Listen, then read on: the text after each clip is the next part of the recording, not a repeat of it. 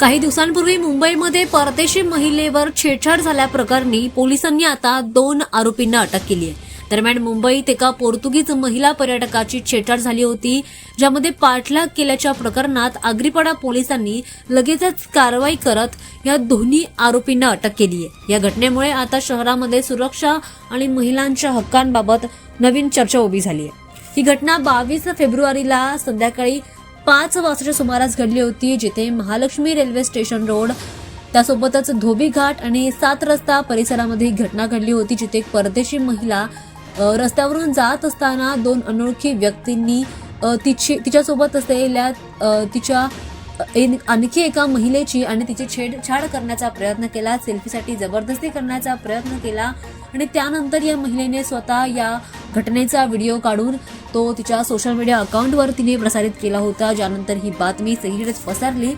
यानंतर आग्रीपाडा पोलिसांनी यावर लगेचच तपास सुरू केला आणि तांत्रिक तपास त्यासोबत सीसीटीव्ही आणि इतर शोध मोहिमेतून दोन्ही आरोपींची ओळख आता पटवली गेली आहे। दरम्यान गुलशन कुमार शर्मा असा 20 वर्षीय तरुणाला पोलिसांनी मुंबईमधून अटक केली आहे आणि मुख्य आरोपी म्हणजेच मनसुख कुमार शर्मा याला अशा 22 वर्षीय तरुणाला पोलिसांनी बिहारमधून अटक केली आहे। हा बिहारमध्ये राहत होता आणि पोलिसांनी त्याला 1 मार्चला बिहारमधून ताब्यात घेतल्याची आता नवीन माहिती समोर येते। दोघांनाही न्यायालयामध्ये हजर करण्यात आलेला आहे। दरम्यान पोलीस कोठडी त्यांना सुनावण्यात आली आहे।